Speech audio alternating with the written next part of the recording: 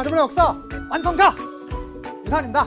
너무 반갑습니다. 좋습니다. 여러분 6월 모의평가 보시느라고 얼마나 고생하셨습니까? 이번 세계사 문제 어려웠습니다. 맞습니다. 어려웠습니다. 다른 것보다 지문 자체가 너무 어려웠어요. 그리고 생소한 용어들이 좀 많이 나와서 조금 내공이 조금 약한 친구들 입장에서 꽤 어렵게도 느꼈을 수도 있을 것 같고요. 그렇지만 제가 단언코 말씀드리는데 제 강의 필기 노트를 비롯한 제 수능 개념과 수능 특강에서 나왔었던 내용에서 벗어나는 내용은 단 한 문제도 없었습니다. 맞아요, 여러분. 선생님 저 진짜 너무 어려웠었는데요. 이렇게 생각하신다면 제가 해설해 드리는 거 다시 한번 천천히 들어보시고 제 마법 필기노트 가셔서 여러분 수능 개념 또 그 다음에 연계교재인 수능 특강 교재 가셔서 다시 한번 풀어보십시오.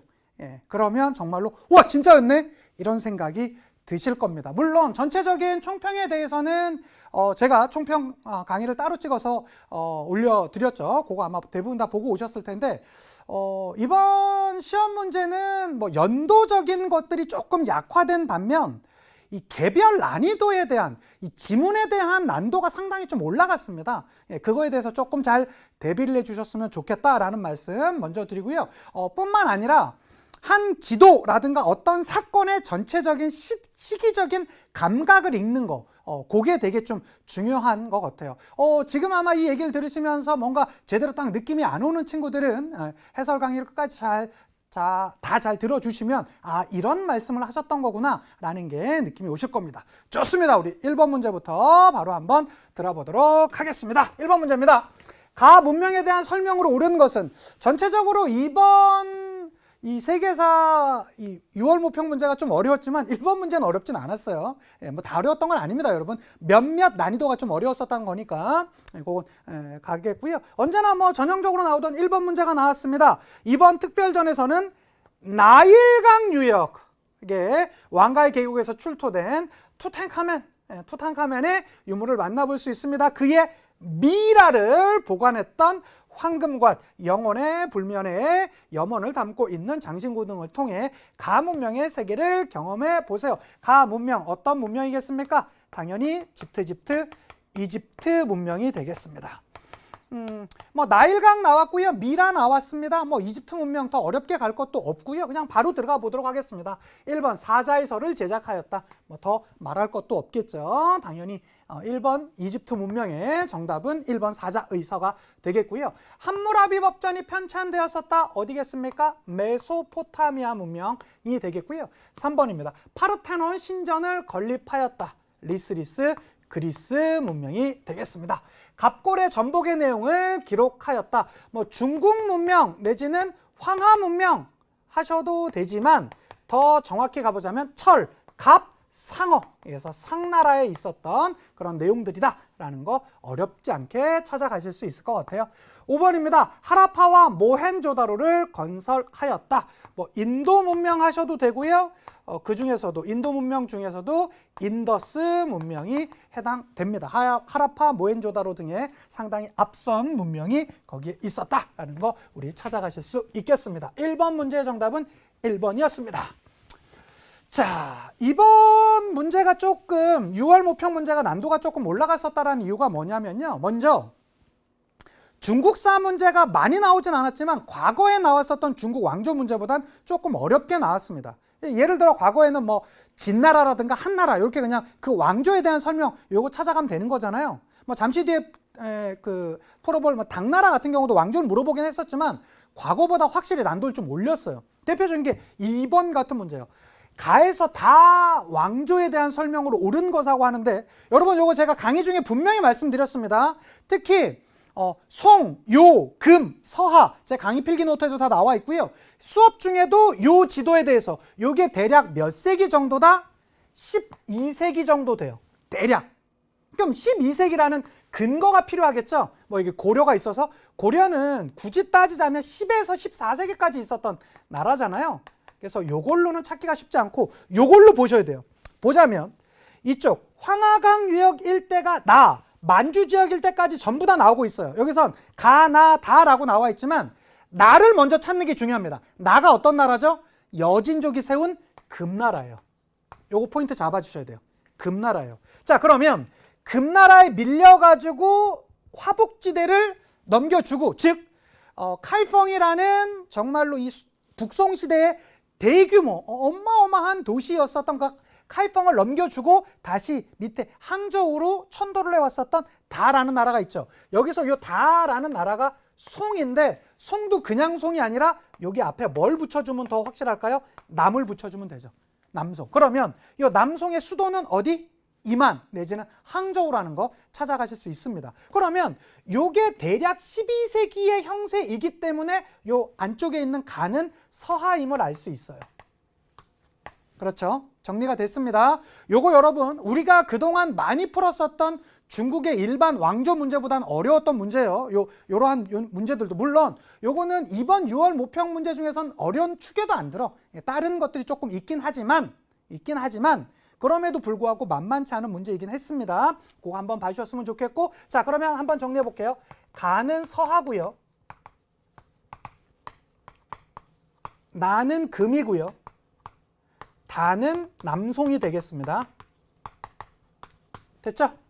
문제 한번 찾아가 보도록 하겠습니다. 자 그러면 서하에 대해서 물어보고 있는데 팔기제를 운영하였다. 팔기제는 어디요?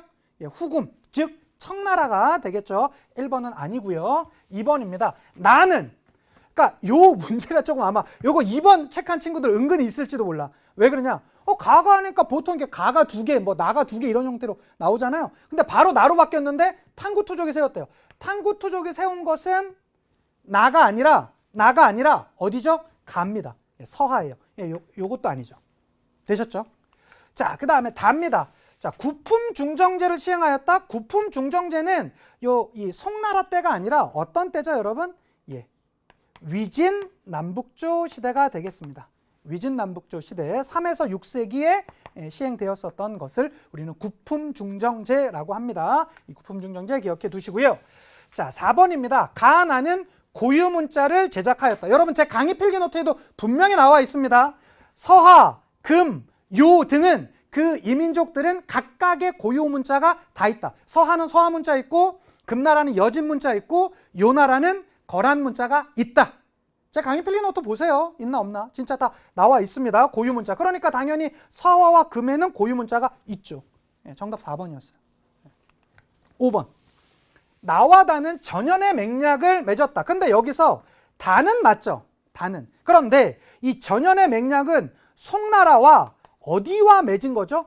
요나라랑 맺은 겁니다. 거란족이 세운 요나라랑. 그래서 아마 요 문제 포인트는 요 나를 금이냐 요냐 요거를 구분할 수 있니 없니, 그거를, 그런데 다른 힌트가 전혀 없고요. 지도상에서만 구분했어야 돼요. 요거는 이제 트렌드가 여러분 좀 바뀌고 있습니다.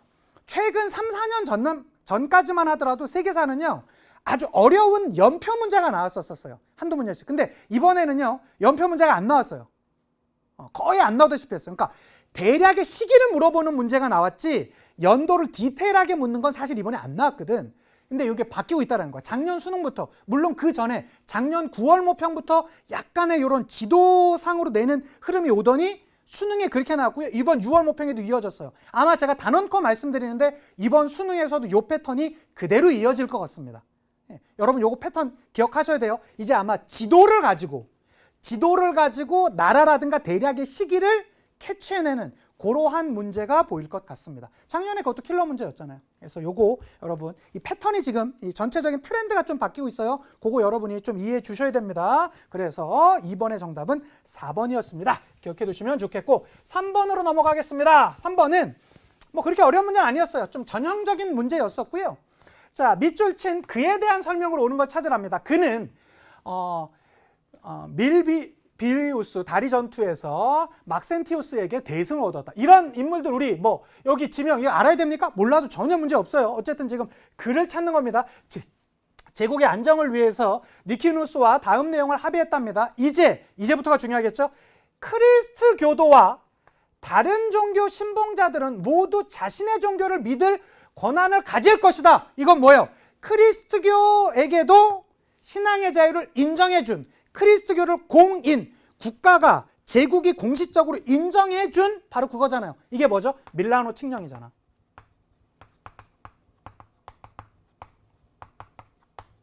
이거 연도 313년인데 뭐 이건 연도 묻는 게 아니니까 몰라도 전혀 문제가 없어요. 특히 로마가 나온다라면 그동안 역사상 제일 많이 나왔던 문제는 인물은 누구죠? 옥타비아누스. 옥타비아누스 하면 뭐 악티움 회전이라든가 프린캡스라든가 아우구스투스라든가 뭐 그거 기억해 달라고 했었죠. 그리고 나서 이 밀라노 칙령 나오는 누구죠? 콘스탄티누스 황제 아닙니까? 4세기에 콘스탄티누스 황제는 밀라노 칙령으로 그리스도교 공인이 있었고요. 그 다음에 종교적 삼위일체설 인정해줬던 니케아 공의에 있었고 자신의 이름을 딴 도시를 만들어서 천도했죠. 그게 뭐예요? 콘스탄티노폴리스잖아요. 그 세 개 기억하면 되는 거예요. 아마 여기서 이걸 밀라노 칙령으로 물었으니까 나머지는 그걸로 나올 것 같은데 볼까요? 1번입니다. 악티움회전에서 승리하였다. 악티움회전 승리 누구죠? 옥타비아누스예요. 그래서 그는 사실상의 황제가 되었었죠. 성 소피아 성당을 건립하였다. 이건 누구? 비잔티움 제국의 전성기를 이끌었었던 6세기 전성기를 이끌었었던 유스티니아누스 황제예요. 이 인물도 세 개죠. 주로 나오는 게. 옛 로마 제국의 영토를 대부분 회복했다. 성 소피아 성당, 그 다음에 자신의 이름을 딴 유스티니아누스 법전 정리. 요 세 개잖아요. 그래서 이 로마 파트 한다라면 옥타비아누스, 유스티니아누스, 콘스탄티누스는 전부 다 요 뜨리다. 요거 기억해 달라고 하지 않았었습니까? 자, 3번입니다. 수도를 콘스탄티노폴리스로 옮겼다. 이거죠 뭐. 정답 3번. 4번입니다. 정복지 알렉산드리아라는 도시를 건설했던 건 알렉산드로스 대왕이 되겠고요. 그 다음에 롬바르도족에게서 빼앗은 영토를 교황에게 기증했다. 이게 교황령의 시초가 되는 거 아닙니까? 누구죠? 피핀에 해당되는 내용이 되겠습니다. 3번의 정답은 3번이었습니다. 4번 문제 가볼까요? 가제국이래요. 참 지난 수능 문제부터 그전 6월 모평, 지난 작년 9월 모평 수능 문제까지 이걸로 계속 이어지고 있죠. 이 페르시아, 아케메네스 왕조 페르시아 아니면 사산 왕조 페르시아 요게 나오고 있는데 요건 조금 여기서 어렵게 나왔어요. 뭘로 나왔냐? 일단 아우라 마즈다로부터 왕의 권위를 부여받는 모습이 돼요. 자, 그러면 아우라 마즈다가 어디에? 조로아스터교의 최고의 신 아닙니까? 그럼 조로아스터교를 신봉했었던 나라. 제가 이 수업 중에서는 일단 페르시아는 페르시아인데 어디 페르시아가 중요하죠? 그러니까 요건 조금 남겨두겠습니다. 아우라 마즈다만 있으니까 어디 페르시아인지 좀 더 볼게요. 왕의 권위를 부여받는 모습이에요. 자, 그는 뭐 어디에서 승리를 했었고 여기가 핵심 단어네요. 파르티아를 멸망시켰대요. 파르티아. 아케메네스 왕조 페르시아 같은 경우는 그들이 멸망하고 나서 파르티아가 등장했었고요. 그리고 이 파르티아를 멸망시키고 등장했던 게 사산 왕조 페르시아잖아요. 사산 페르시아예요. 이건 그러면 사산 왕조 페르시아예요. 근데 요 문제가 좀 어려웠어. 왜 그러냐면 다른 걸로는 요건 찾아가기가 좀 애매해요. 로마 제국과 대립하여 로마 제국이 이때쯤 나오니까 사산 왕조 이 페르시아가 3에서 7세기까지 가거든요. 그러니까 요거 로마 제국과 조금 연결 이런 것도 하지만 요거는 아주 확실한 답은 아니었고요. 가장 확실한 건 요거거든. 파르티아를 멸망시켰다. 이게 바로 사산 왕조 페르시아라는 건데 나머지 힌트로는 가기가 좀 힘들거든요. 중개무역은 거의 서아시아 지역에 있는 나라는 대부분 다 중개무역이기 때문에 요걸로 직접 가긴 좀 애매해요. 그래서 요걸로 갔어야 되는데 아마 요걸 조금 힘들어하는 학생들도 분명히 있었을 것 같습니다. 어쨌든 사산왕조 페르시아 나왔고요. 사산왕조 페르시아 나왔으니까 마니교가 출연한 거 맞습니까? 왜요? 이 사산왕조 페르시아 때는 뭐가 있었다라고 했었죠? 여기에 있었던 조로아스터교를 국교화하다 보니까 형식화되어 버렸었고요. 그것에 대한 반발로 이 조로아스터교에다가 여러 종교를 같이 하이브리드한 마니가 종교를 만들었으니 우린 그걸 마니교라고 한다라고 제 수업에도 말씀드렸고 강의 필기 노트에도 나와 있습니다. 정답 1번이에요. 밀레트 제도가 운영되었던 것은 어디겠습니까? 당연히 오스만 제국이 되겠고요. 마라타 동맹의 반란이 일어났다? 이건 어디? 무굴 제국. 4번 같은 선지도 힘들었죠. 수도 니네베에 왕립도서관이 세워졌다. 이거 어디죠, 여러분? 이거 알아두세요. 충분히 다시 나올 수 있습니다. 아시리아.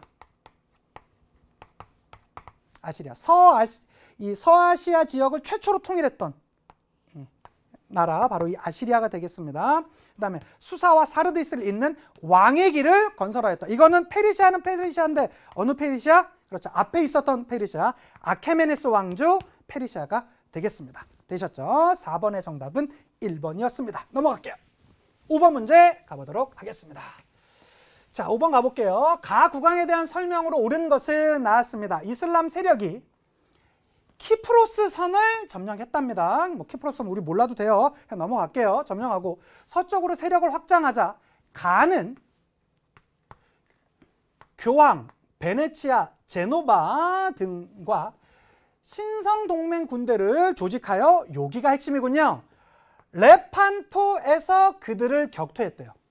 레판토에서 격퇴했다. 그러면 레판토 해전에서 승리를 이끌었던 그 아닙니까? 그가 누구죠? 예, 펠리페 2세예요.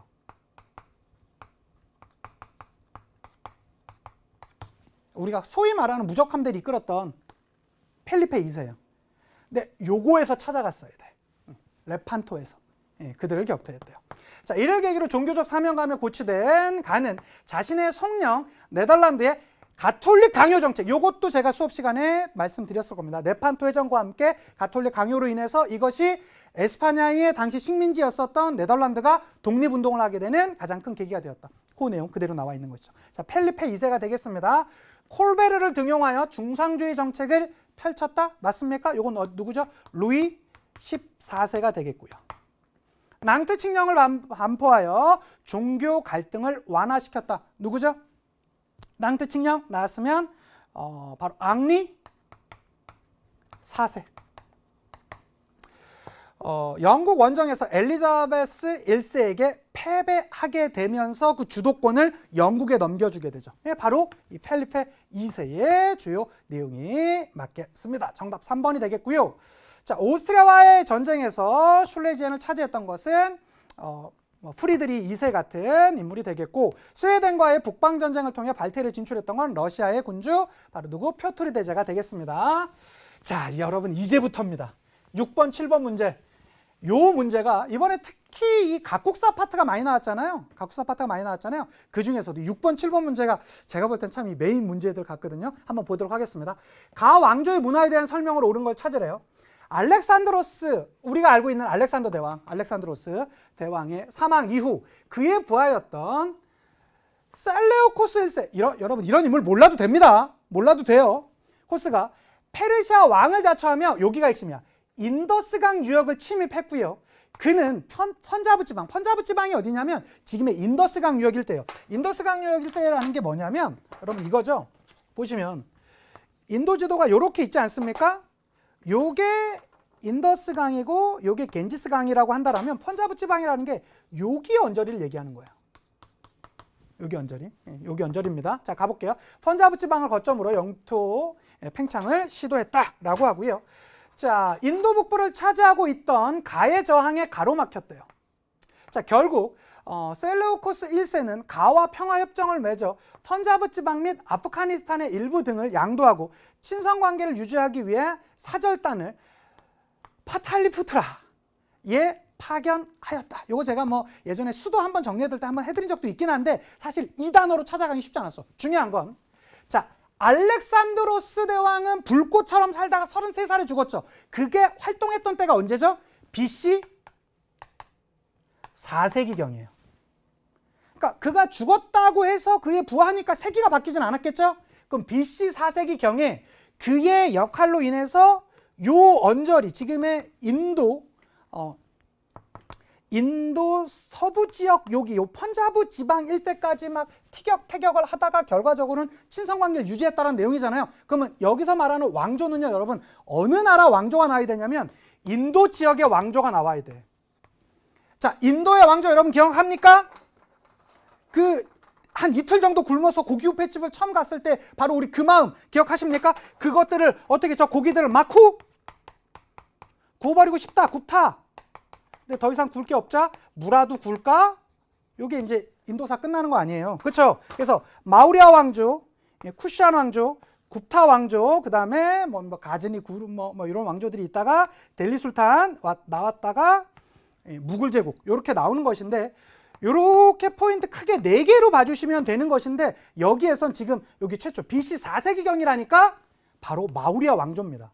근데 그것을 알렉산드로스 사망 이후라는 요 포인트로 잡았어야 되는 문제야. 이게 그러니까 지도는 안 나왔지만 이걸 읽으면서 시기적인 감각을 읽으라는 문제였어요. 여러분 이 문제 어려웠습니다. 이 문제 만만치 않은 문제였어요. 그래서 제가 다른 역대 우리 세계사 모의평가 문제들 중에서도 지문만으로 찾아가기에서는 정말로 만만치 않은 거였습니다. 그러나 인더스강 유역까지 침입했고 그들이 기원전 4세기경에 들어왔기 때문에 그들과의 저항 과정 가운데서 하나의 통일된 나라가 만들어졌었고 그게 최초의 인도의 왕조인 마우리아 왕조라는 건 추론으로 충분히 가능합니다. 추론이 가능합니다. 알렉산드로스 대왕의 그 시기, 그 다음에 마우리아 왕조 기원전 4세기경에 있었던 거 찾아보면 마우리아 왕조 찾을 수 있을 것이고요. 마우리아 왕조 하면 아소카 왕 아닙니까? 시옷 3개 이거밖에 물어볼 게 없어요. 상자부 불교, 석주, 산치대탑 요거밖에 없거든. 그런데 한번 볼까요? 시크교가 출현했던 것은 무굴 제국 전후가 되겠고요. 무굴입니다. 무굴 제국 전후가 되겠고 샤쿤탈라 뭔가 좀 어려운 단어 나왔죠? 여기 구타 왕조라고 했습니다. 상자부 불교가 발달했다. 이거잖아요. 정답이 이거야. 그러니까 이거 왕조만 찾았으면 답 찾아가기엔 너무 쉬워. 그러나 요 지문 자체가 어려웠다. 요건 인정.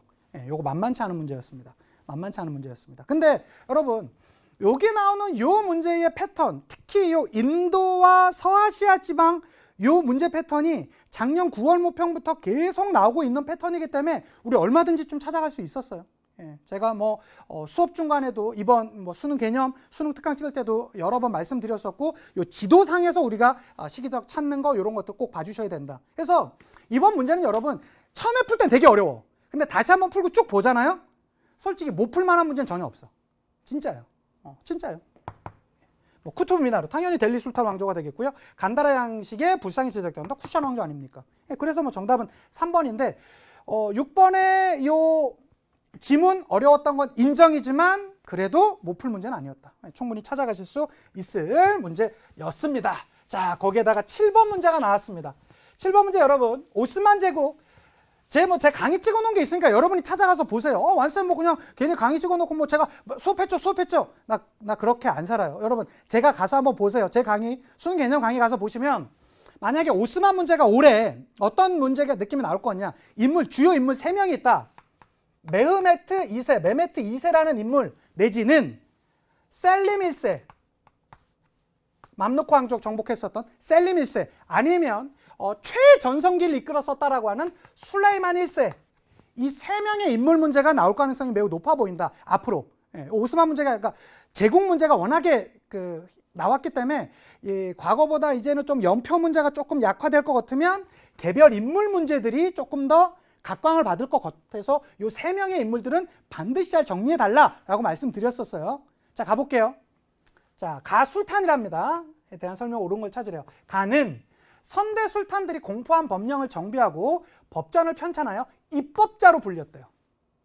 또한 건축과 문학, 회화 등의 다양한 예술 분야를 후원하여 문화를 발전시켰대요. 요걸로는 찾아가기 어렵지 않습니다. 물론 입법자라고 했었고 그 법전 편찬 잘한 사람 술레이만 1세예요. 그러나 우리 그거까지는 우리 지금 아직 아니었다라고 볼게요. 이걸 몰랐어도 그 다음 걸 찾아갈 수 있었어. 자, 가는 영토를 확장함으로써 동쪽으로는 바그다드를 점령하였다. 왠지 바그다드 점령해서 막 셀주크 튀르크나 막 이런 친구들이 바그다드 점령하면서 술탄이란 칭호 받았을 것 같은데 셀주크 튀르크는 아니지. 왜? 여기 보면 선대 술탄들이라고 나와 있었잖아요. 셀주크 튀르크는 최초로 술탄을 받은 인물이니까 거기엔 인물 아니고. 그리고 무엇보다 셀주크 튀르크는 인물에 대한 문제를 교과서 이 지문으로 내기가 없습니다. 낼 수가 없습니다. 그냥 제국 자체로 나오지 왕조 자체로 나오지 인물 정도는 돼야 오스만 제국 정도 돼야 인물이 나오는 거예요. 조금 더 가볼게요. 자, 서쪽으로는 헝가리에 이어 빈을 공격하는 등 헝가리 정복에 이어 빈을 공격했대요. 헝가리 정복이라고 제 강의 필기노트 가서 보세요, 여러분. 나와 있어요. 술레이만 1세 하면 프레베자 해전도 있지만 그렇죠. 이 오스만 제국이 나머지 그 서유럽의 연합부대와 싸워서 이겼었던 프레베자 해전도 있지만 헝가리 정복이라고 분명히 나와 있어요. 제가 수업 때 빈 공격도 얘기했습니다. 근데 여기 술레이만 나와 있잖아요. 이거 되게 어려워 보이고 여기 앞에서는 되게 생소해 보이지만 술레이만 1세예요. 술레이만 1세. 그럼 술레이만 1세 찾았으면 나머지 찾아가는 건 일도 아닌 건 아니야. 왜 그러냐면 메메트 2세도 여기 선지가 있고요. 그 다음에 셀림 1세도 여기가 있어. 그렇기 때문에 사실 난도는 상당히 좀 어려웠던 문제예요. 그러나 찾아갈 수 있어서 한번 볼게요. 크림 전쟁에서 승리하여 러시아 남하를 저지했다. 여러분 크림 전쟁 자체가 언제입니까? 19세기 중엽이에요. 1853년에서 56년에 있었다. 우리가 지금 이 연도를 몰랐다 하더라도 지금 이 술레이만 1세가 활동했던 시대는 1500 몇 년이에요. 프레베자 해전이 1538년이거든. 그럼 16세기 인물 아닙니까? 그쵸? 요건 이제 19세기니까 시기적으로 완전 아니죠. 이집트와 시리아를 지배하던 맘루크 왕조를 정복하였다. 셀림 1세입니다. 여러분, 이 셀림 1세 눈여겨서 꼭 봐주시길 바랍니다. 이번에는 술레이만이 나왔으면 다음에는 셀림 1세 아니면 메흐메트 2세가 나올 텐데, 이 메흐메트 2세 같은 경우는 과거에도 많이 나온 적이 있기 때문에 제가 볼 땐 앞으로의 모평 문제가 다시 나온다면 셀림 아니면 술레이만에서 연이어서 돌아가면서 나올 것 같아요. 예, 그 가능성이 훨씬 더 높아 보여요. 이 셀림 1세 꼭 기억해 두세요. 그 다음에 부국강병을 추구하던 탄지마트의 개혁을 은혜 개혁을 추진하였다. 이것도 이제 19세기니까 아니죠. 콘스탄티노폴리스를 점령하고 비잔티움 제국을 멸망시켰던 건 메흐메트 2세죠. 이건 1453년. 그렇죠? 5번입니다. 유럽 연합 함대를 무찔러 동지중해의 제해권을 장악하였다. 술레이만 1세 중요합니다. 최전성기를 이끌면서 가장 강성한 힘을 가졌었던 프레베자 해전, 뭐 이런 것도 같이 기억해 두시면 좋겠습니다. 되셨죠? 물론 여러분 쉬운 문제 아니었어요. 그런데 여러분 요런 단어들 제 강의 필기도 가서 보세요. 다 나왔어 진짜. 맞힐 수 있습니다. 여러분 저 믿고 따라오세요. 자, 8번 가보도록 하겠습니다. 8번입니다. 가 왕조에 대한 설명으로 옳은 것은 한번 보도록 하겠습니다. 가의 황제는 동돌궐을 무너뜨리고 라였어요. 물론 요 문제 중국의 왕조 문제인데 요걸로 찾았어야 되거든. 물론 요 황제가 동돌궐을 무너뜨렸다, 동돌궐을 복속시켰다라는 게 제 강의 필기 노트에도 나와 있어요. 당나라의 당태종 때 보면 제가 요 멘트 써놨거든요. 거기에 써놨지만 다른 거보단 없고 요것만 있는 거예요. 이게 당나라이긴 한데요. 당나라이긴 한데 어려웠어. 요거 하나로 찾아갔어야 돼. 물론 그런데 여러분 혹시 그거 기억나십니까? 주로 한나라를 괴롭혔던 거 어떤 이민족? 흉노다. 그래서 이거 어떻게 같이 기억하면 된다? 히읗 기억하면 된다 라고 제가 말씀도 드렸고요. 그 다음에 여기 당나라가 나오면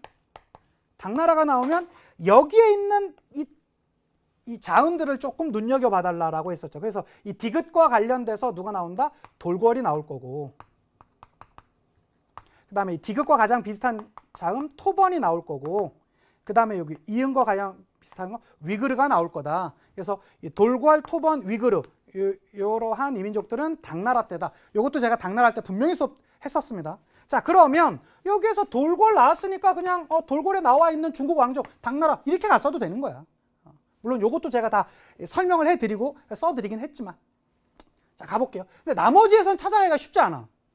북방민족까지 복속한 것을 기념하여 천하에 사면령을 내렸대요. 곧이어서 이민족 군장들이 입궐하여 가의 황제에게 천하의 칸을 뜻하는데 탱그리 칸으로 등극하길 청하였다. 자, 황제가 나는 중국의 천자인데 칸의 일까지 맡아도 되는가? 라며 수용의 뜻을 내비치자 모두가 만세를 부르며 탱그리 칸으로 추대하였다. 아마 여기에서의 매력적인 오답은 칸 막 이런 거 나왔으니까 이거 몽골이구나. 아마 이렇게 가길 원했을 텐데요.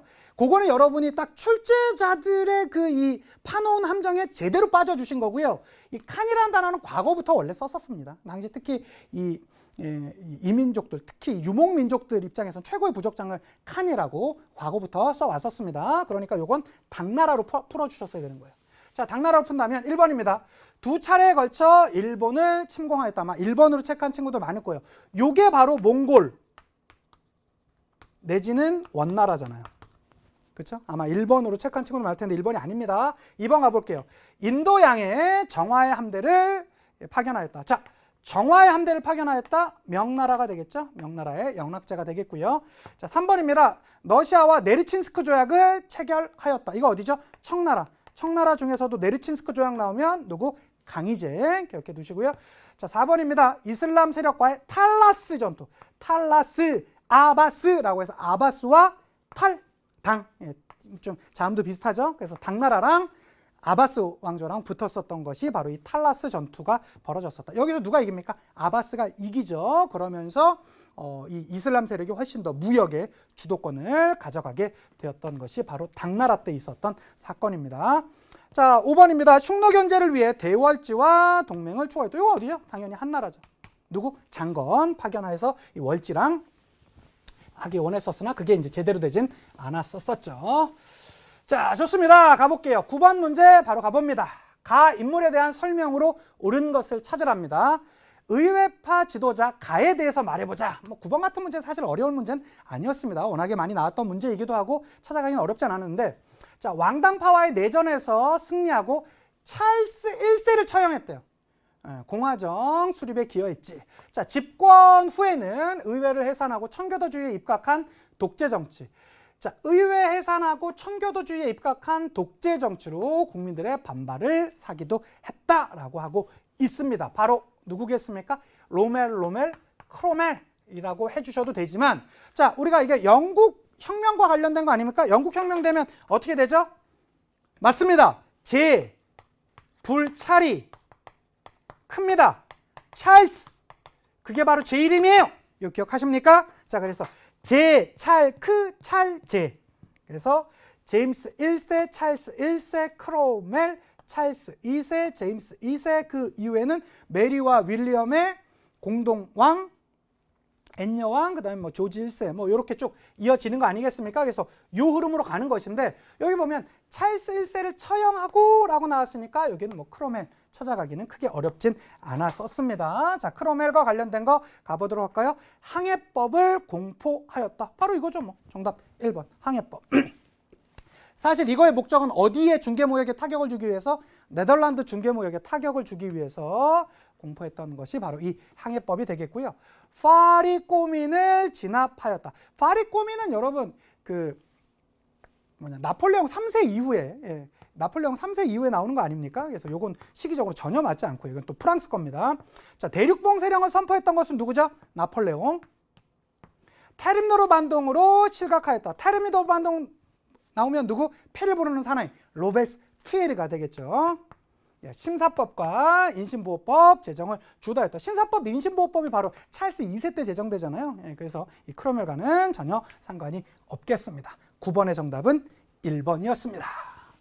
자, 10번 문제 가볼게요. 요거는 이제 각국사 파트, 그러니까 중국이랑 일본 이 현대 파트, 근현대 문제가 같이 나왔는데, 이런 것도 사실은 그냥 내진 않았어. 사실은 보통 모평 문제라 하더라도 좀 어려웠던 문제 한 5문제 전후로 있고, 나머지는 좀 무난하게 내는 문제 형태들이 많거든요. 근데 이번 해가 조금 약간 난이도가 높았다라는 이유가, 그냥 무난하게 내는 문제가 사실은 10문제도 안 됐던 것 같아요. 대부분 다 조금씩은 다 까다로워. 이것도 마찬가지예요. 이게 뭐냐면 하나씩 가볼게요. 가나 사건의 배경, 이거 배경입니다. 배경으로 옳은 걸 찾으래요. 청 정부는 수촨성에서 일어난 대규모 시를 진압하기 위해 우창에 주둔한 신군을 파견했고요. 자, 군대 이동에 혼란을 틈타 우창 신군의 자녀 병력이 거병하여 후광 총독 아문을 점령하고, 이어 그들은 한양 한커우의 신군과 협력하여 우한 삼진을 장악하는 데 성공하였다. 요 가가 뭐예요? 신의 혁명이죠. 뭐. 신의 혁명입니다. 특히 요 신군의 병들이 반대하면서 군사를 일으켜서 전국 단위의 여러 저항이 일어나게 되었던 게 신의 혁명 있었고요. 나와보겠습니다. 사스마번과 조슈변이 동맹을 체결하고 막부의 반기를 들었답니다. 막부의 반기를 들었대요. 자, 이에 위협을 느낀 막부는 천황에게 통치권을 반납하는 조치를 단행했고요. 하지만 이를 막부의 술책으로 간주한 사스마범과 조슈변 동맹군은 교토의 궁정을 장악하고 천황의 이름으로 왕정복고의 대호령을 반포했다라고 나와 있지 않습니까? 이거 뭐죠, 여러분? 일본의 대표적인 정치 변혁 운동이었었던 메이지 유신입니다. 요건 1911년이고 요건 연도는 별로 안 중요하지만 메이지 유신은 1868년이죠. 두 사건 반드시 기억해야 되고, 요게 단 하나로 나와도 충분히 문제를 낼 수 있는데 요 두 개로 나뉘어서 냈어요. 참 만만치 않은 다 문제들이었습니다. 한번 가볼게요. 1번입니다. 제1차 국공합작이 와해됐대요. 자, 이것이 나오게 된 배경이 1차 국공합작. 1차 국공합작은 언제 있었죠? 1924년에서 27년까지 있었잖아요. 요게 있고 나서 그 다음에 1차 국공합작이 있었으니까요. 1번은 당연히 안 되고요. 2번입니다. 위안스카이가 황제체제 부활을 시도했다고요? 자, 황제체제 부활을 시도했던 것은 신의 혁명 이후입니다. 그러니까 배경을 물으니까 이것도 답이 되지 않고요. 자, 3번 보겠습니다. 폐번 치원 조치가 단행되었던 것은 메이지 유신 있고 나서예요. 특히 이 폐번 치원이라는 게 뭐죠? 번을 폐지하고 현을 설치한다라는 거 아니겠습니까? 이건 1871년에 있었습니다. 4번입니다. 미국 등 열강과의 불평등 조약이 체결되면서 많은 불만들이 표출되었었고 그것의 결과로 인해서 메이지 유신이 막부 타도 운동들이 있었고 그것이 결과적으로 메이지 유신으로 이어졌던 거 아닙니까? 즉 메이지 유신의 배경으론 불평등 조약이 체결되면서 막부 타도 운동, 존왕양이 운동 같은 것들이 있었던 게 가장 큰 배경인 것이죠. 정답 4번이에요. 요것도 사실은 만만치 않은 문제였습니다. 자, 5번입니다. 가나는 자유민권운동이 전개되었던 건 메이지 유신 이후에 일본에 있었던 것이지 이 신의 혁명과는 관련이 없습니다. 10번의 정답은 4번이 되겠습니다. 좋습니다. 이제 절반 정도 지나갔고요. 나머지 것들 또 계속 풀어보도록 합시다. 11번입니다. 특히 이번 여러분 9월 모평의 가장 큰 특징은요. 각국사 파트가 너무 많이 나왔어요. 각국사 파트가 진짜 많이 나왔어요. 그래서 뭐 일본사도 그렇고 특히 서아시아사. 서아시아 여러분이 좀 많이 그래서 아마 여러분이 이번에 힘들었다라는 그런 느낌이 있는 거예요. 그런 것들 봐주셨으면 좋겠고 자 밑줄친 이 시대에 있었던 사실로 옳은 것은 이렇게 나왔습니다. 가볼게요. 자 도사일기라는 제목의 이 책은 기노스라 유키 뭐 이런 인물 전혀 몰라도 됩니다.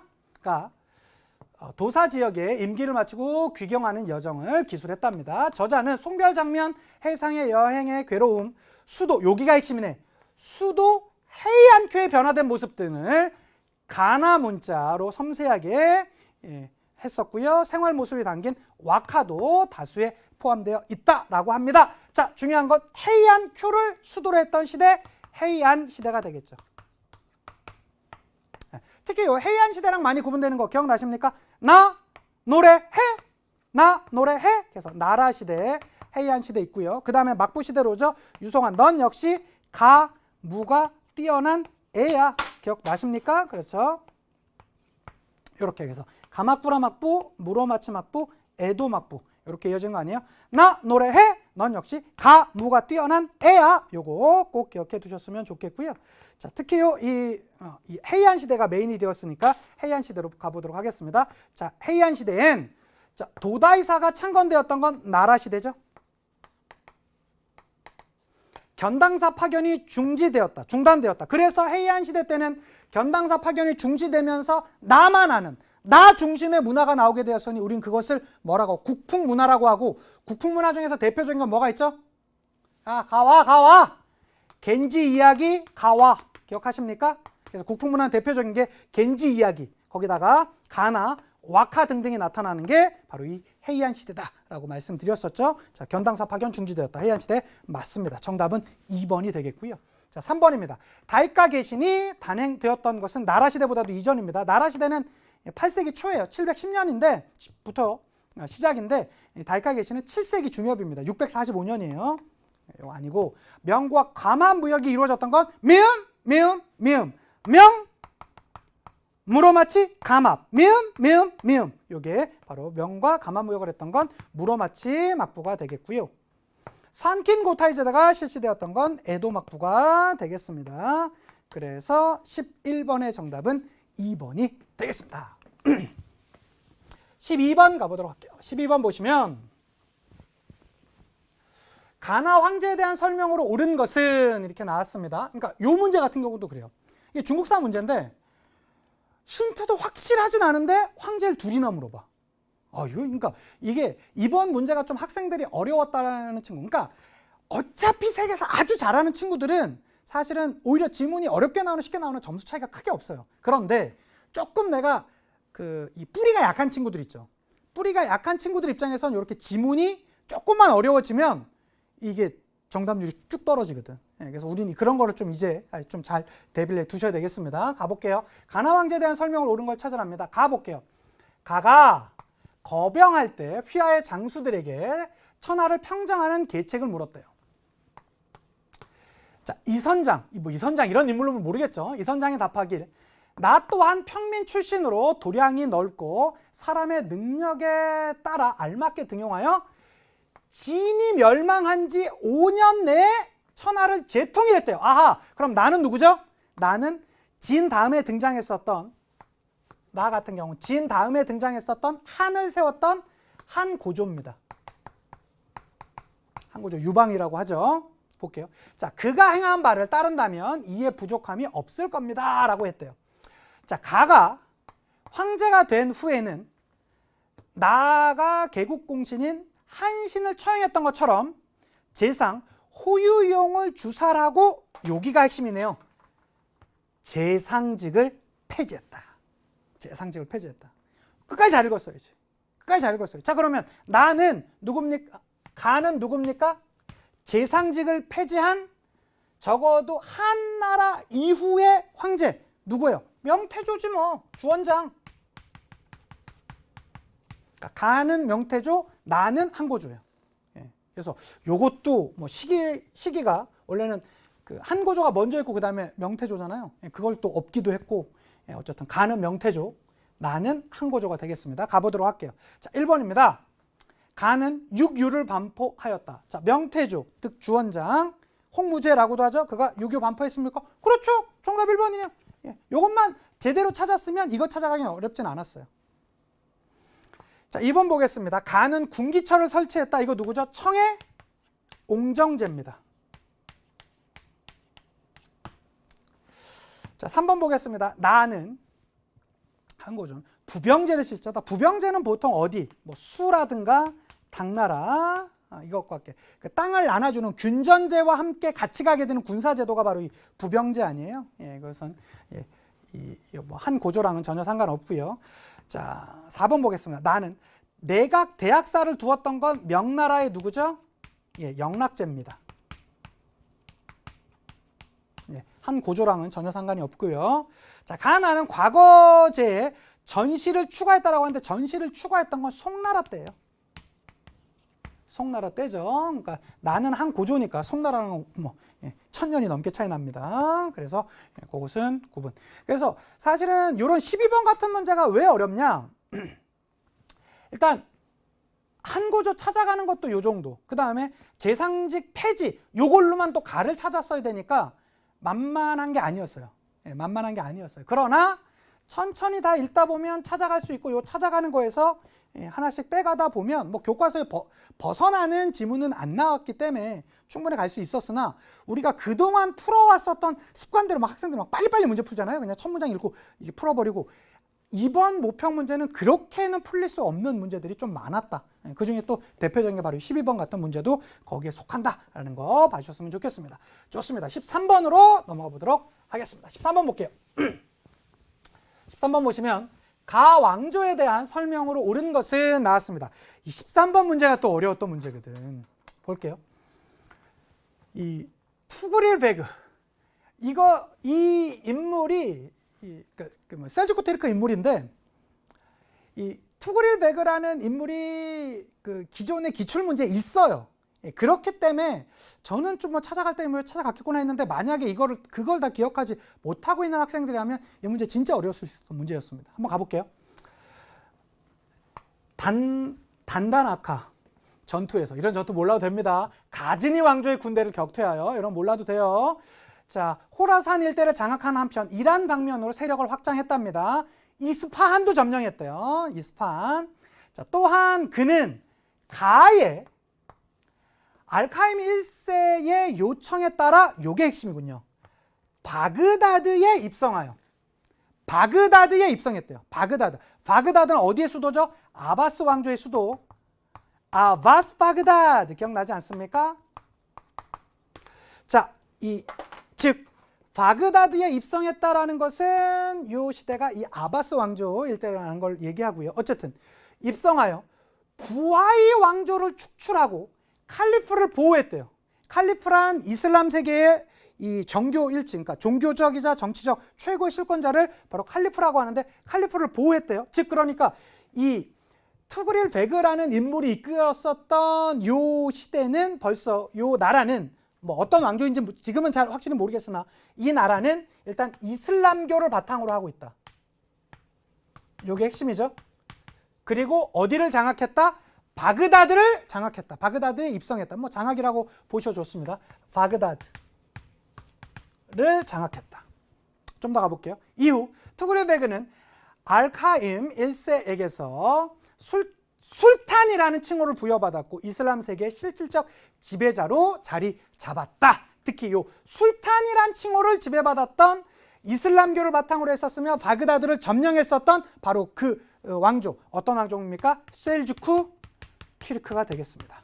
셀주쿠 튀르크. 뭐 셀주쿠 튀르크라고 하면 이제 뭐 젠드라는 중앙아시아에 있는 그 지역에서 내려와서 뭐 이스파한 장악하고요. 여기 지문엔 다 안 나왔지만 이들이 내려와갖고 이스파한 장악하고요. 그 다음에 어디까지 장악하고요? 그 다음에 여기 나와 있는 바그다드 장악하고요.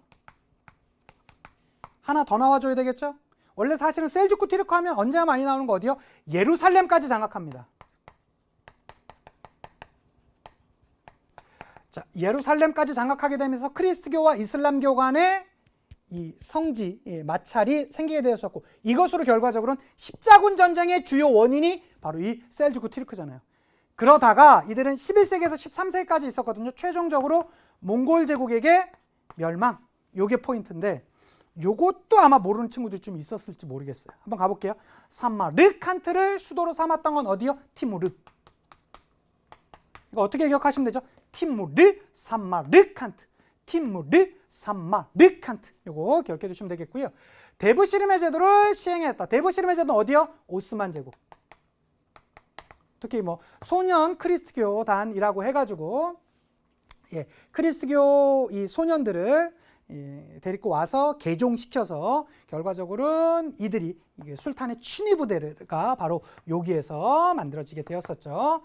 자, 몽골군의 침입으로 멸망했었다. 요건데 아마 요걸 모르는 친구들이 조금 있을 수 있지 않았을까 싶습니다. 이 지문 자체도 어려웠고요. 나머지 선지들도 찾아가는 건 만만치 않았지만 보세요, 여러분.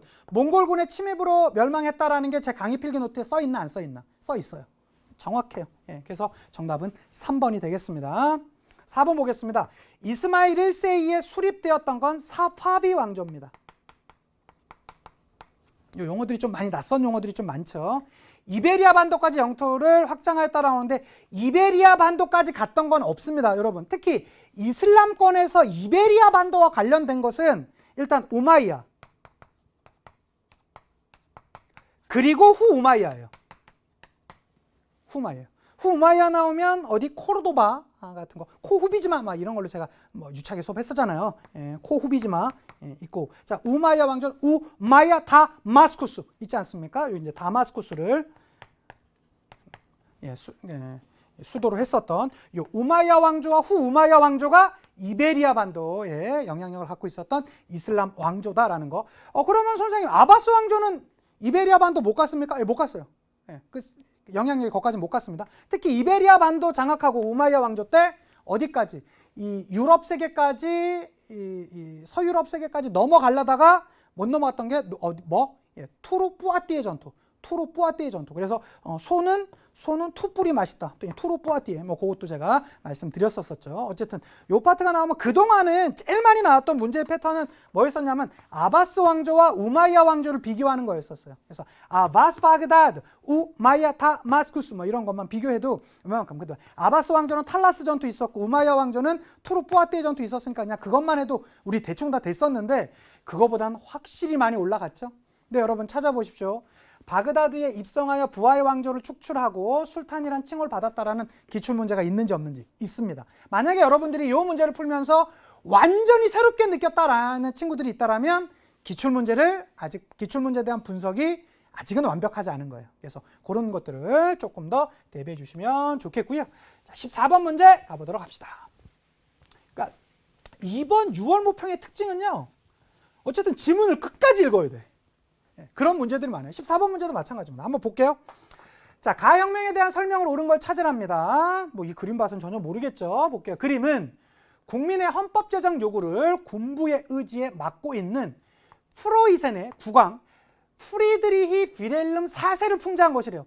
선생님, 제 기억에는 선생님한테 프리드리히 윌헬름 4세를 배우지 않았던 것 같은데. 맞아요.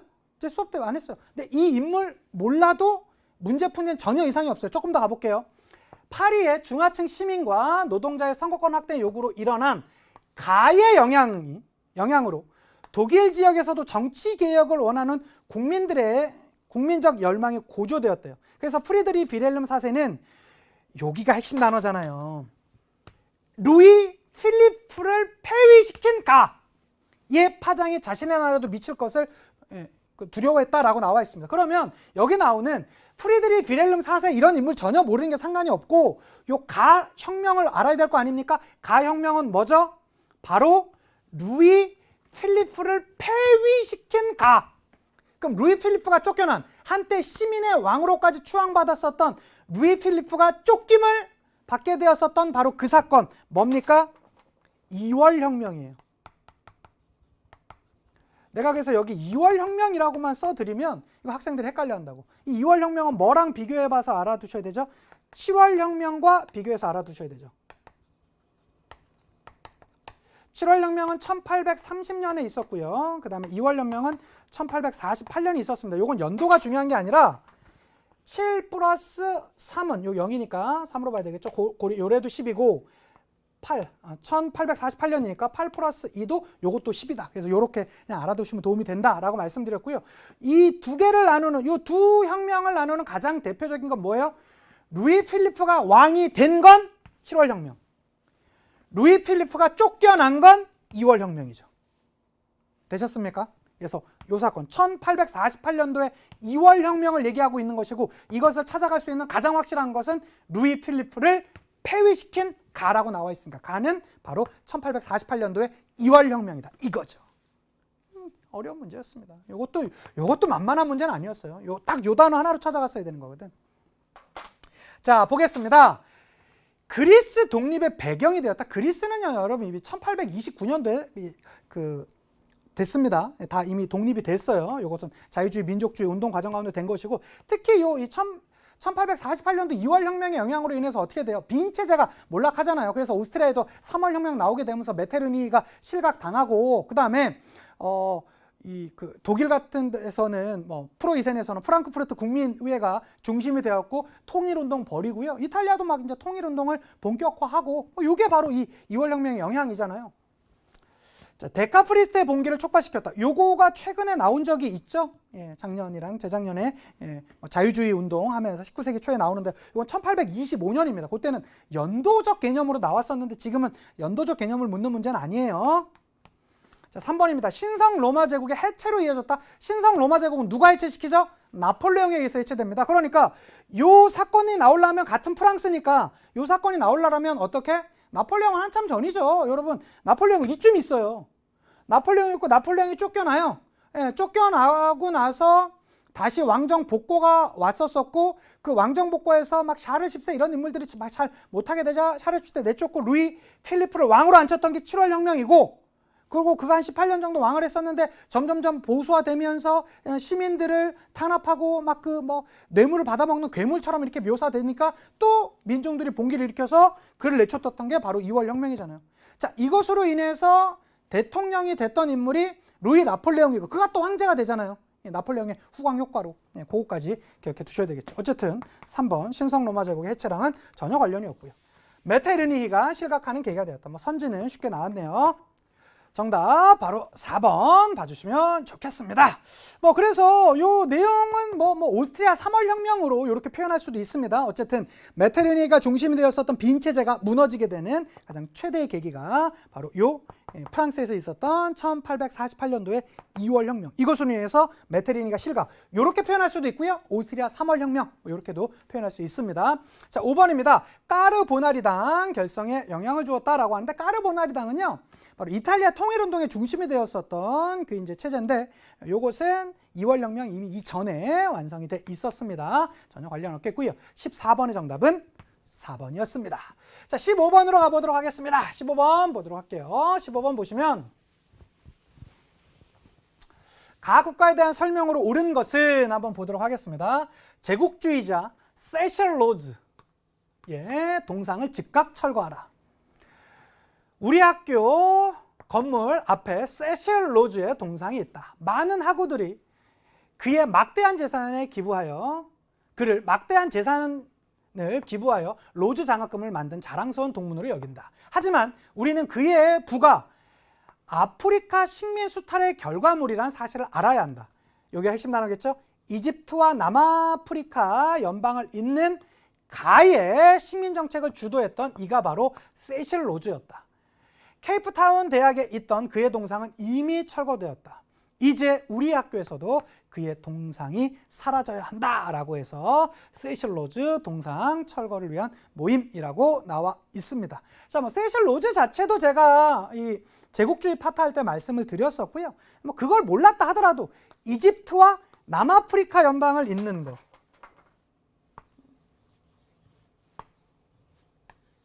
예, 대충 이렇게 있다라고 한다라면 여기 어디죠? 여기 이집트잖아요. 여기 남아프리카 공화국 아닙니까? 여기를 잇는. 그래서 이게 영국은 이렇게 내려오니까 종단 정책. 그래서 영종도 기억해 달라고 했었고 영국과 종단 정책. 그에 비해서 여기 마다가스카르와 모로코, 튀니지 여기 일대를 잇는 프랑스의 횡당 정책도 있었고요.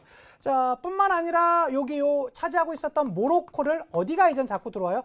독일이 들어왔었잖아요. 그래서 1905년, 1911년에 모로코 사건이라는 사건이 1, 2차 사건이 있었고 뭐 토고라든가 카메룬 등지 차지하기도 했었으며 특히 여기 나미비아, 그다음에 탄자니아 요 일대에 차지했던 나라가 바로 이 독일이라는 것도 알아두셨으면 좋겠습니다.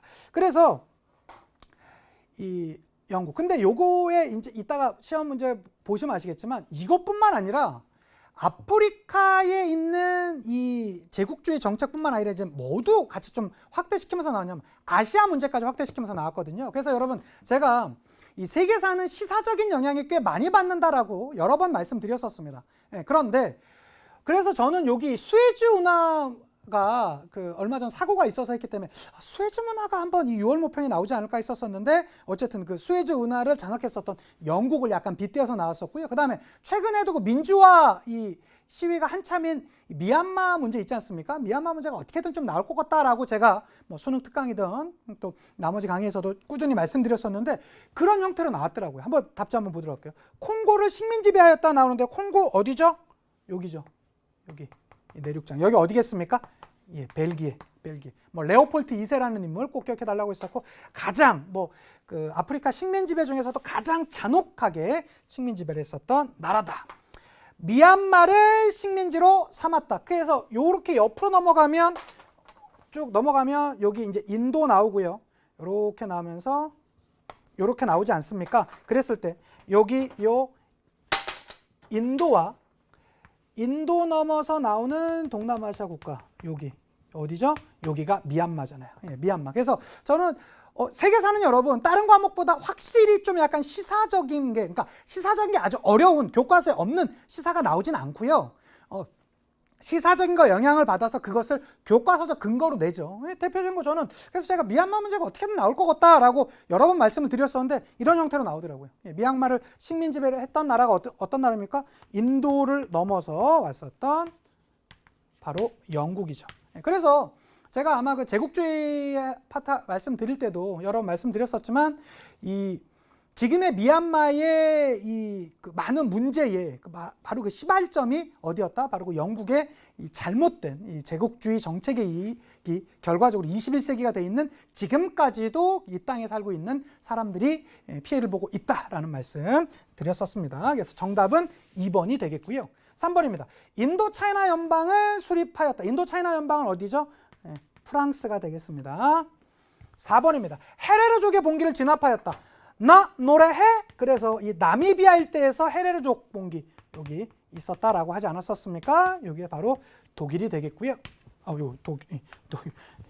정답은 영국이니까 독일은 정답이 될 수 없고요. 어쨌든 요건 독일입니다. 그 다음에 4번입니다. 중국의 21개조 요구를 제시했던 건 일본이 되겠습니다. 그래서 15번의 정답은 2번이 되겠습니다. 자, 좋고요. 16번 문제 가보도록 할게요. 16번입니다. 다음 가상편지에 밑줄 친 갈등의 영향으로 옳은 것은 이렇게 나왔었습니다. 자, 신의 은총으로 교황성하께 인사드립니다. 신의 영광 아래 영성 충만한 삶을 살아왔으나 최근 들어 신의 재산까지 세금의 명목으로 탐하는 필리프 4세의 간악한 행태에 분노할 따름입니다. 교황 성하께서 세속의 권력은 영적 권력에게 복종해야 한다라는 신의 뜻을 재천명하시고 그를 파문하신 것에 위안을 삼았습니다. 그러나 이것도 잠시 필리프 4세가 보낸 사악한 무리들이 아나니로 들이닥쳤다는 소식에 그저 눈물을 흘리며 교황 성하의 안위를 두 손 모아 기도할 뿐입니다. 그가 초래한 갈등이 신의 뜻에 따라 해결되길 신의 이름으로 믿습니다 라고 하고 있습니다. 자, 보세요. 여러분 이거 보시면 일단 왕과 교황이 싸우고 있는 거예요. 그럼 싸우는 대상은 여기서는 필리프 4세가 나왔었습니다. 4세가 나왔어요. 그러면 이 필리프 4세라는 왕과, 프랑스의 왕과 교황이 지금 붙고 있습니다. 자, 이건 뭐죠? 우리가 흔히 아는 건 카노사의 굴욕이에요. 요렇게. 요거를 우리가 알고 있는 왕권, 요 밑에 있는 걸 교황권이라고 했을 때 이 왕권이 약화되는 바로 요 사건이 뭐죠? 카노사의 굴욕입니다. 예, 카노사의 굴욕. 당시에 이 하인리 4세와 왕이었었던 신성 로마 제국의 황제였었던 하인리 4세와 교황 그레고리우스 7세가 붙어서 누가 일방적으로 이긴 거죠? 교황이 이긴 사건입니다. 이것으로 교황은 점점 상승하죠. 그러다가 이들이 싸웠던 것은 이 성직자 임명권이 되겠는데 1122년 보름스 협약으로 인해서 결과적으로는 성직자 서임권도 교황이 차지하게 되었습니다. 13세기가 되면서 교황은 해, 국왕은 달이라는 말이 나올 정도로 최전성기를 있었는데 요 사이에 뭐가 있어요? 십자군 전쟁이 있는 거 아니에요? 그리고 바로 요 사건이 그 유명한 아비뇽 유수가 되는 것이죠. 아비뇽 유수는 무슨 사건입니까? 바로 당시에 필리프 4세라는 프랑스 왕과 교황 보니파키오스가 붙었었던 바로 그 사건이 되겠고요. 그 사건의 발달은 바로 이 과세 문제였어요. 세금 문제는 내는 문제로 인해서 그들의 이 대결이 있었던 것, 요거 기억해 두시면 좋겠죠. 이것으로 인해서 바로 아비뇽 유수가 나오게 되었던 것 아니겠습니까? 그거 봐주시면 좋겠고요. 그래서 16번 문제가 다른 거는 좀 몰라도 요 문제, 이 갈등이 되었던 것은 성직자 과세 문제가 해결이 되는 것입니다. 교황 보니파키오스 8세와 국왕, 프랑스의 국왕 필리프 4세가 붙었었던 바로 이 사건, 그것으로 인해서 아비뇽 유수가 나오게 되었습니다. 보름스 협약은 요때 있었던 것이고요. 니케아 공회는 여러분 325년이에요. 이거는 콘스탄티누스 황제 있을 때입니다. 전혀 아니고요. 자, 3번입니다. 카노사의 굴욕 사건이 발생했던 건 요때죠. 1077년. 그다음에 동서교회가 분열이 공식화되었던 건 1054년입니다. 이거랑은 상관이 없겠고요. 자, 5번이죠. 교황청이 로마에서 아비뇽으로 옮겨졌던 사건. 이것이 바로 아비뇽 유수라고 하고요. 이 아비뇽 유수가 나오게 되었던 이 갈등이 바로 당시 왕과 교황 간의 과세 문제 때문에, 성직자 과세 문제 때문에 그렇게 됐었다. 이 내용 여러분, 성직자 과세 문제 이 내용 어디 나와 있을까요? 강의 필기노트 찾아보세요. 거의 그대로 나와 있습니다. 그래서 16번의 정답 5번이었습니다. 17번 가보도록 할게요. 17번 보시면 가국왕, 가제국 시기에 있었던 사실로 옳은 걸 찾으랍니다. 그림은 가의 마지막 황제인 바하두르사 2세가 연행되는 장면을 묘사한 것이래요. 자, 그는 시와 서예 등에서는 개인의 역량을 발휘할 수 있었지만 제국의 통치자로서는 불운한 무력했대요. 자, 영국의 압박 속에서 별궁에 머물던 그는 동인도 회사의 인도인 용병이 일으킨 봉기에서 명목상 지도자 역할을 수행하였지만 권자에서는 쫓겨나고 말았다라고 합니다. 이게 무슨 항쟁이죠? 세포이 항쟁. 세포이 항쟁이 있었던 이 제국 시기 어떤 시기 됩니까? 무굴 제국이에요. 참 이번에 뭐 인도 문제라든가 서아시아 문제 참 많이 나왔습니다. 무굴 제국이 되겠고요. 무굴 제국 시기에 있었던 걸로 찾으랍니다. 롤러법이 제정되었다. 특히 이 세포이 항쟁 이후 무굴 제국은 무너지게 되었었죠. 그러니까 거의 무굴 제국의 제일 마지막에 있던 사건이 세포이 항쟁이니까 이 세포이 항쟁보단 앞에 있었던 바로 그 사건들로 찾아보면 좋겠습니다. 롤러법이 제정되었던 건 1차 세계대전 이후예요. 그러니까 당연히 아니죠. 플라시 전투가 발생했다. 이것이죠 뭐.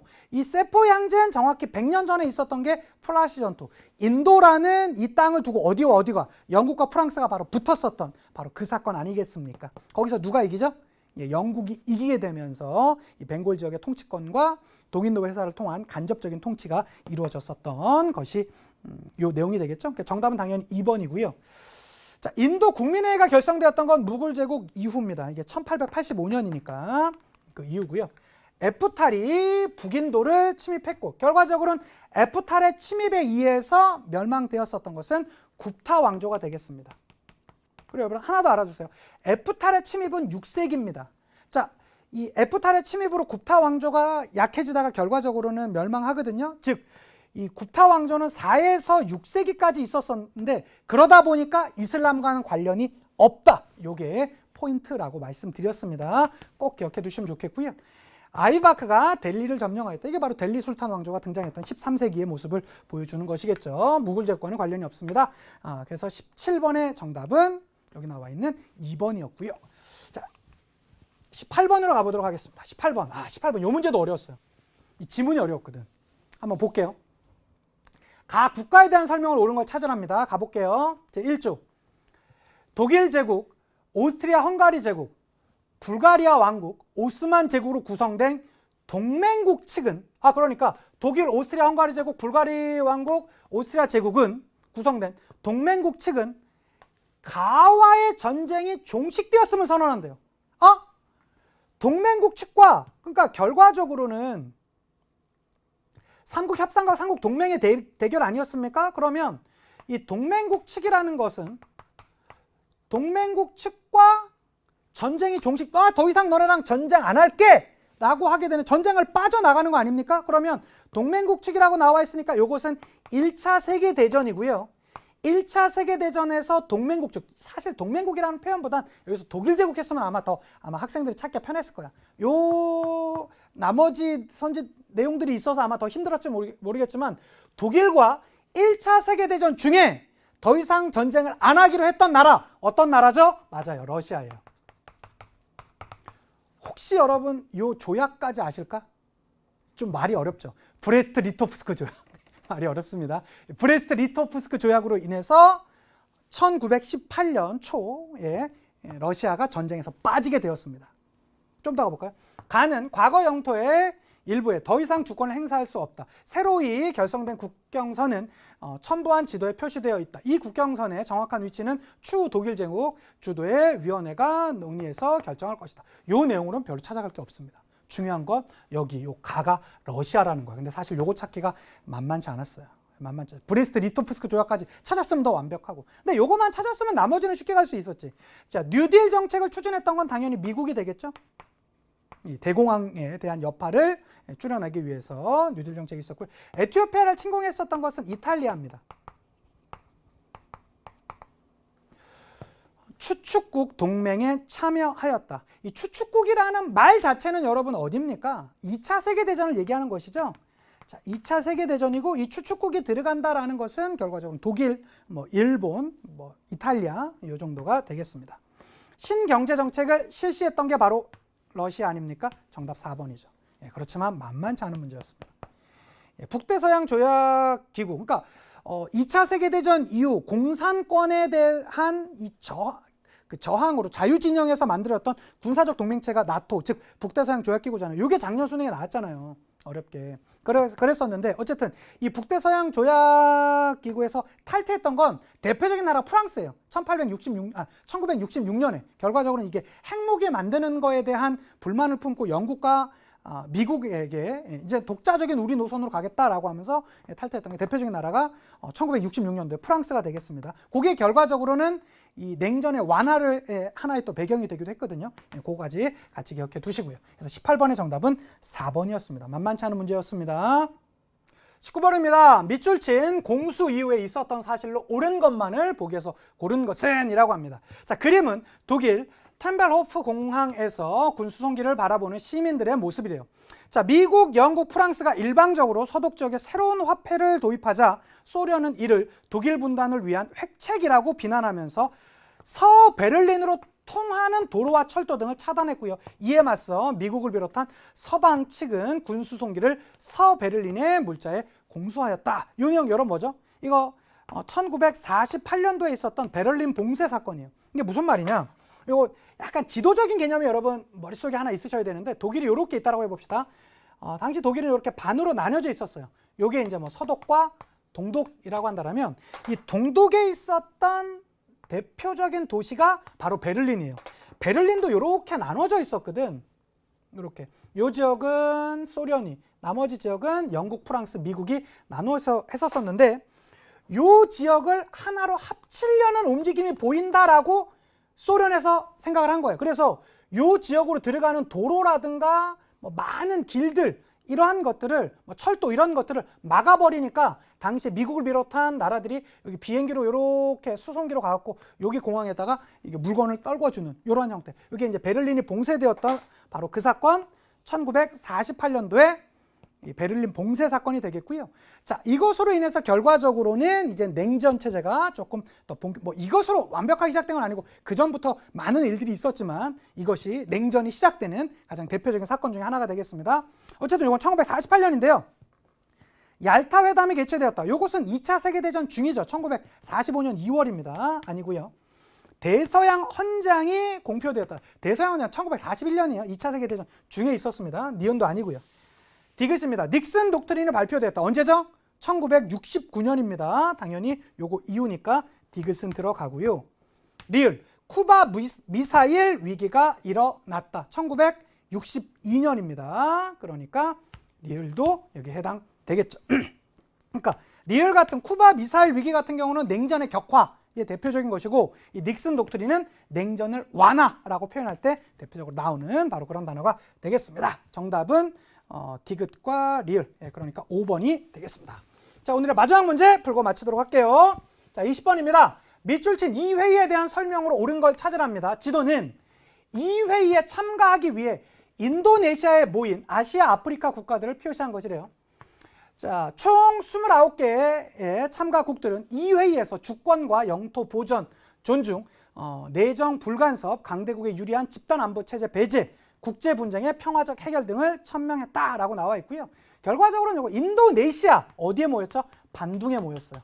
그래서 1955년에 있었던 반둥 회의가 되겠습니다. 자, 이 회의에 대한 설명 한번 볼까요? 냉전 체제의 기원이 되었다? 아니죠. 이게 1955년에 있었고 냉전 체제는 2차 세계대전 이후 1947년, 48년 되면서 본격화되거든요. 이것은 해당되지 않고요. 2번입니다. 예. 제3세계 형성에 기여하였다. 특히 미국 중심의 자유진영과 소련 중심의 공산권 진영의 라인에 쓰지 않고 특히 아시아, 아프리카 그동안 많이 소외받았던 나라 우리들 독자의 길을 걸어가자라는 그런 움직임의 제3세계 형성 내지는 제3의 길 운동 같은 것들이 바로 이 반동회의를 중심으로 해가지고 많이 더 성장하게 되었던 것이죠. 당연히 정답은 2번이 되겠고요. 3번입니다. 브레튼 우주체제. 여러분 브레튼 우주체제는 뭡니까? 1944년 즉 2차 세계대전 중에 여러 나라들이 44개국 정도가 모였다라고 하는데요. 모여가지고 야 어떻게든 이제 세계대전이 끝날 텐데 이거 끝나고 나서 우리가 앞으로 어떻게 할지에 대해서 한번 이 경제적인 이 전후 복구의 경제적인 체제 그래서 뭐 IBRD라든가 IMF라든가 이런 게 브레튼 우주 체제 하에서 나왔다라고 했었죠. 자, 마스트리히트 조약이 체결되었다. 이것의 체결됨에 의해서 EU가 등장하게 되었었죠. 5번은 독립국가 연합이 출범되었었던 것은 소련이 해체되고 소련이 이제 러시아가 되고 나머지 그 소련 안에 있었던 많은 국가들이 하나의 연합체를 보여주었던 게 바로 이 독립국가 연합이 되겠고요. 이것은 이제 냉전 체제의 완전히 종식과 함께 점점 이제 없어지게 되면서 사실은 지금은 뭐 독립국가 연합이라는 게 크게 아주 그 국제 정치에서 뭐 본격화되거나 그런 건 이제 거의 형태가 거의 없어지다시피 한 그러한 체제가 되겠습니다. 그렇게 봐주시면 되겠습니다. 좋습니다, 여러분. 이렇게 해서 20문제 다 풀어봤습니다. 뭐 보나마나 여러분이 들어가시는 뭐 여러 사이트나 이런 거에서 쭉 보시면 뭐 이번 문제 어려웠다. 정말로 뭐 이래서 세 개에서 선택해도 되겠냐 뭐 이런 말들이 아마 있을 것 같습니다. 그러나 여러분 문제 보셨죠? 제가 수업했던 거에서 벗어나는 문제가 이 20문제 중에 단 한 문제라도 있었습니까? 제가 단언코 말씀드립니다. 없습니다. 그리고 앞으로 9월 모평도 그럴 것이고 그 이후에 있는 수능도 그럴 것이에요. 그러니까 당장 지금의 내 점수가 안 나왔던 것은 아직까지 여러분이 강의 필기 노트나 혹은 제 수업에 있는 내용을 완벽하게 숙지가 아직 안 되어 있다고 생각해 주시면 좋을 것 같아요. 세계사 할만합니다. 당장 점수가 조금 낮게 나왔다라고 안 되겠다라는 것이 아니라 다른 과목 여러분 간다고 해서 더 나을 것도 없어요. 저와 함께 한 발 한 발 더 걸어가시면서 또 이번 수능 완성 다시 찍고 있으니까 수능 완성에서 이렇게 나오는 좀 깊게 나오는 내용들, 용어들 이런 것들 다시 한번 제가 되짚어주며 가도록 할 테니까 우리 수능 완성 이후 또 제가 또 이 복습하는 영상도 여러분 제가 잘라서 다시 좀 올려놓기도 하고 했었거든요. 그래서 좀 잘 찾으셔서 그런 것들 한번 찾아주시면 앞으로 계속적인 복습과 또 새로운 기출문제 분석 이런 것이 여러분들의 등급을 책임져 줄 거라 믿어 의심치 않았으면 좋겠고 우리 세계사로 함께 다시 계속적으로 저와 걸어가도록 합시다. 좋습니다. 수고 많으셨고요. 다음에 더 좋은 모습으로 찾아뵙도록 하겠습니다. 인사드리고 마칠게요. 역사가 완성되는 그날까지